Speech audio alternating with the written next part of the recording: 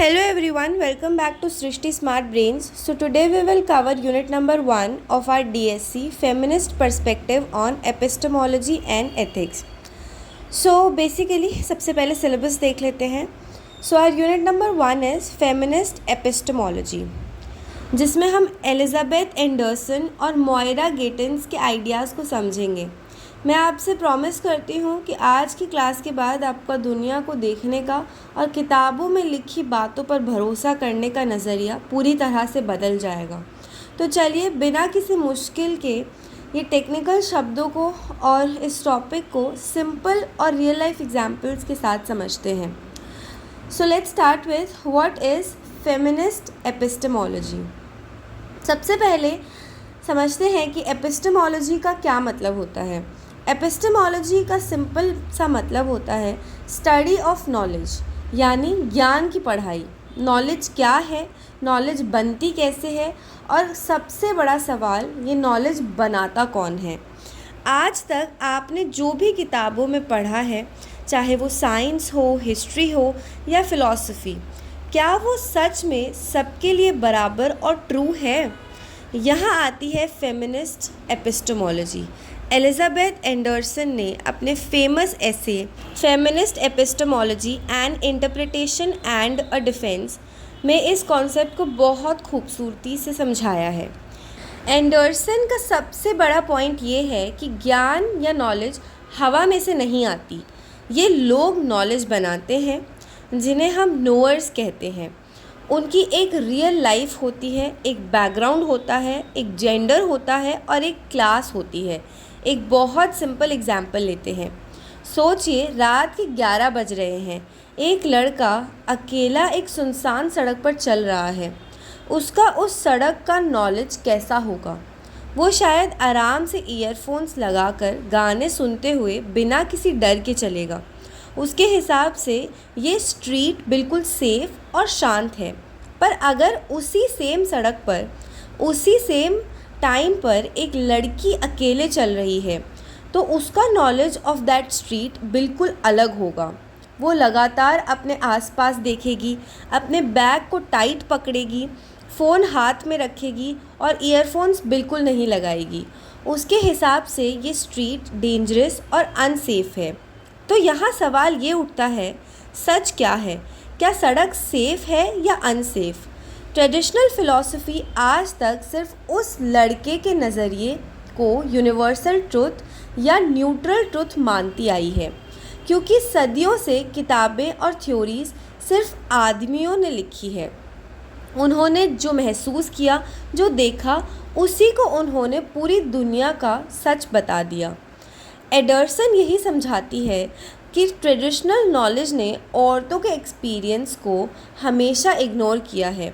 जब हम knowledge create करते वक्त औरतों के नज़रिए, वुमेन्स पर्सपेक्टिव को भी शामिल करते हैं, तो उसे फेमिनिस्ट एपिस्टेमोलॉजी कहते हैं. कुछ लोग एंडरसन को क्रिटिसाइज़ करते थे कि फेमिनिज़म तो बायस्ड है, औरतों का साइड लेता है, नॉलेज तो न्यूट्रल होनी चाहिए. इसके जवाब में एंडरसन अपना डिफेंस देती है. वो कहती है कि जिसे तुम आज तक न्यूट्रल और अनबायस्ड समझ रहे थे, वो दरअसल मेल बायस्ड था. अगर आप औरतों के एक्सपीरियंसेस को ऐड करते हो, तो आप नॉलेज को और ज़्यादा सच्चा, कंप्लीट और ऑब्जेक्टिव बना रहे हो. इसको एक और रियल लाइफ एग्जाम्पल से समझते हैं. सदियों से मेडिकल बुक्स में लिखा था कि हार्ट अटैक के सिम्टम्स हैं सीने में दर्द और लेफ़्ट आर्म में पेन. इसे यूनिवर्सल नॉलेज मान लिया गया. पर बाद में पता चला कि ये सिर्फ मर्दों के लिए सिम्टम्स थे. औरतों में हार्ट अटैक के सिम्टम्स अलग होते हैं, जैसे थकान होना, नौजिया या बैक पेन. क्योंकि मेडिसिन ने बस मर्दों पर टेस्टिंग की और उन्हीं के डेटा को सबका सच मान लिया. फेमिनिस्ट एपिस्टेमोलॉजी इसी चीज़ को ठीक करने की बात करती है. वो कहती है कि ज्ञान अब तक अधूरा है जब तक उसमें हर ग्रुप का एक्सपीरियंस शामिल ना हो. अब हम आते हैं इस यूनिट के दूसरे हिस्से पर, जहां हम मोइरा गेटिन्स के ऐसे the feminist critic of philosophy को डिस्कस करेंगे. यहाँ हमारा मेन वर्ड है एंड्रोसेंट्रिसिटी. एंड्रो का मतलब है मेल और सेंट्रिक मतलब सेंटर मतलब केंद्र। तो एंड्रोसेंट्रिसिटी का मतलब हुआ किसी ऐसी चीज़ का होना जहां आदमी सेंटर में है और दुनिया को सिर्फ उन्हीं की नज़रों से देखा और समझा जा रहा है। मोइरा गेटेंस अपनी राइटिंग में बताती है कि हमारी जो ट्रेडिशनल फ़िलॉसफी है जिसे हम इतनी रिस्पेक्ट देते हैं, जैसे प्लेटो, एरिस्टोटल, इन सब की बातें, वो पूरी तरह से एंड्रोसेंट्रिक है। ट्रेडिशनल फ़िलासफ़र्स ने एक बहुत बड़ा धोखा किया है। उन्होंने ह्यूमन लाइफ को दो हिस्सों में बांट दिया जिसे हम डुअलिज़म कहते हैं। उन्होंने डिविजन्स बनाए, first mind versus body, second reason versus emotion, third public versus private. Gatens समझती है कि फ़िलासफ़र्स ने हमेशा पहले वाले हिस्से को माइंड, रीज़न और पब्लिक सुपीरियर और महान बताया, और सबसे बड़ी प्रॉब्लम यहाँ आई, उन्होंने इन सुपीरियर चीज़ों को मर्दों के साथ जोड़ दिया। उन्होंने कहा कि आदमी रैशनल होता है, लॉजिकल सोचता है और बाहर की दुनिया के बड़े बड़े काम करने के लायक है, और दूसरी तरफ उन्होंने बॉडी, इमोशन और प्राइवेट लाइफ को इन्फीरियर मतलब कि नीचा बताया और इन सबको औरतों के साथ जोड़ दिया। फ़िलासफ़िकल थ्योरीज़ में ये स्टैब्लिश कर दिया गया कि औरतें इमोशनल होती हैं, उनका दिमाग से ज़्यादा दिल चलता है और इसीलिए वो सिर्फ घर मतलब प्राइवेट स्फेयर तक ही ठीक है। उन्हें फ़िलासफ़ी, साइंस या पॉलिटिक्स जैसे दिमाग वाले कामों के लायक नहीं समझा गया। गेटेंस यही सवाल उठाती है, ये रूल बनाया किसने? ये सारी थ्योरीज सिर्फ मेल फ़िलासफ़र्स ने एक बंद कमरे में बैठकर लिख दी, जिसमें उन्होंने अपने आप को सुपीरियर और औरतों को नेचुरल तौर पर इन्फीरियर बना दिया। जब फ़िलासफ़ी कहती है man is a rational animal, तो वो मैन सच में सिर्फ मर्द को डिनोट कर रहा था, औरत को नहीं। आप इसे आज के कॉरपोरेट कल्चर में भी देख सकते हैं। एक अच्छा लीडर या बॉस कैसा होना चाहिए? ट्रेडिशनल डेफिनेशन कहती है अग्रेसिव, लॉजिकल, जो जल्दी स्ट्रॉन्ग डिसीजंस ले सके और इमोशंस को दूर रखे। ये सारी क्वालिटीज़ सोसाइटी ने मेल क्वालिटीज़ मानी हैं। तो जब कोई औरत लीडरशिप रोल में आती है और अगर वो एम्पैथी, दूसरों का दुख समझना या केयर दिखाती है, तो उसे बोला जाता है कि she is too emotional for this job.